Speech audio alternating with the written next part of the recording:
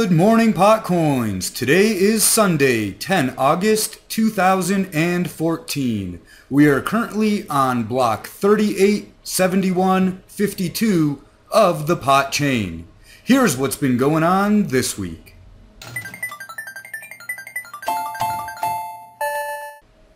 PotFunder makes the world a better place. Last week, the donations made to the Fragile X Syndrome research campaign on PotFunder were paid out to Fraxa to conduct further studies on how CBD can help Fragile X Syndrome. The community raised $2,000.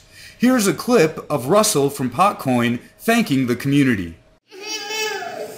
Hi, I'm Russell Thomas, CIO of PotCoins Systems, and this is my family and my son Jack. My son Jack has Fragile X Syndrome, so we started a campaign on PotFunder, largely funded by the PotCoin community, and we raised $2,000 in support of cannabis as a treatment for Fragile X Syndrome. We'd like to thank the PotCoin community and everybody who contributed this, and thank you, Fraxa. Thank you, everyone. Thank you. I've said it before, and I'll say it again. PotCoin is not just about getting stoned. It's about growing a community that helps each other out and makes the world a better place.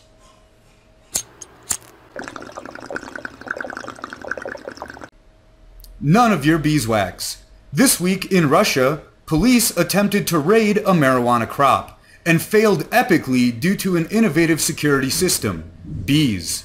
The cops tried to destroy a 500-plant crop and were severely attacked by bees. A few were hospitalized. Turns out humans are not the only species defensive about pot crops. And a bunch of angry beehives is a fairly good security system. Next step up, growers should have landmines protecting their property, and they should be able to have surface-to-air missiles to guard against helicopters. Drive safer. So far, since the legalization of pot in Colorado, the total number of traffic fatalities has gone down significantly. Is it because people drive better when stoned? Probably not. Maybe because if people don't feel like driving because they're stoned. Maybe more people are smoking pot instead of drinking. It doesn't matter. The important point to note is that the opposite of anti-pot activist predictions have come true. Idiots still keep saying that pot is dangerous and that legalizing will lead to more traffic fatalities. But the evidence supports the claim that those people are stupid. It's the same logical fallacy as saying that traffic fatalities go up when winter coat sales go up. This is a true statement, but there is no causality. Traffic fatalities and winter coat sales both increase because it's winter and there's ice on the roads. Another logical fallacy is that some victims of fatal car crashes have tested positive for pot.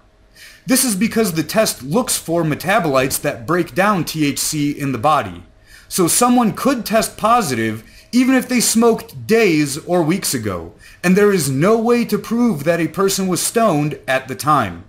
I'm sure autopsies would also confirm that most victims had food in their stomach, but no one is accusing them of eating while driving.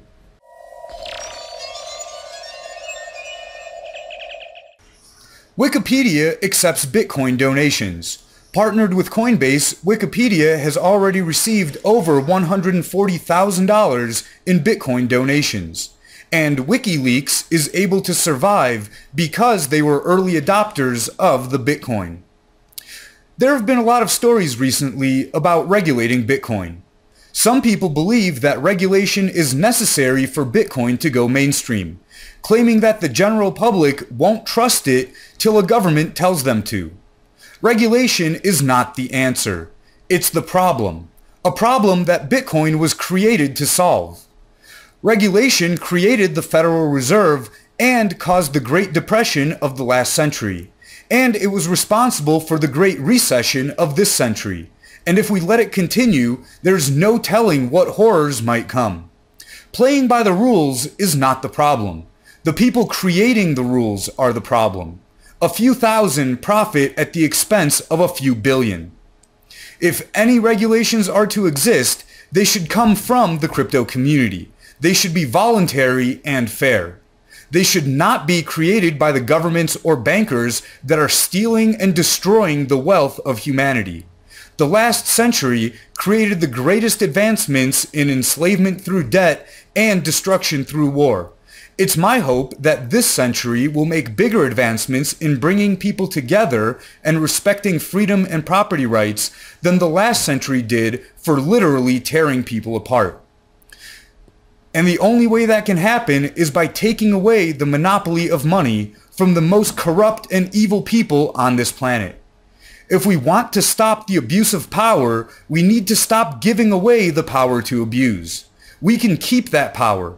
We can keep our wealth. We can change the world for the better.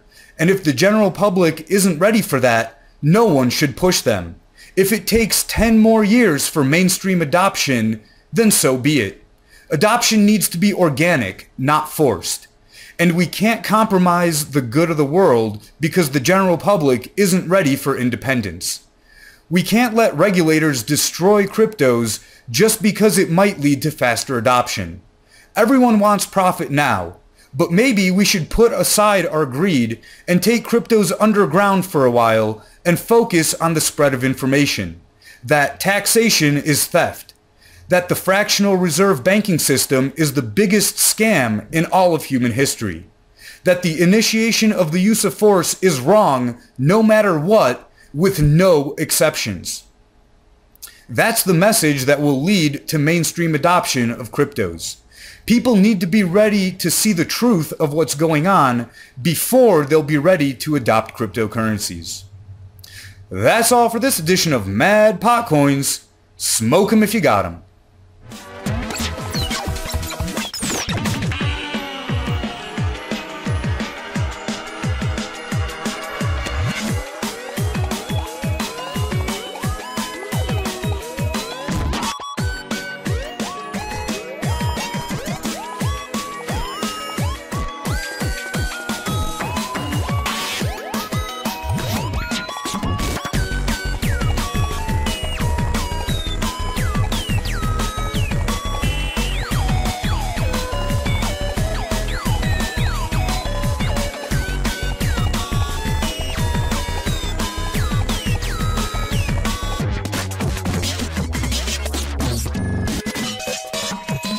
One more thing about regulation. How come no one ever asked Nate Dogg or Warren G?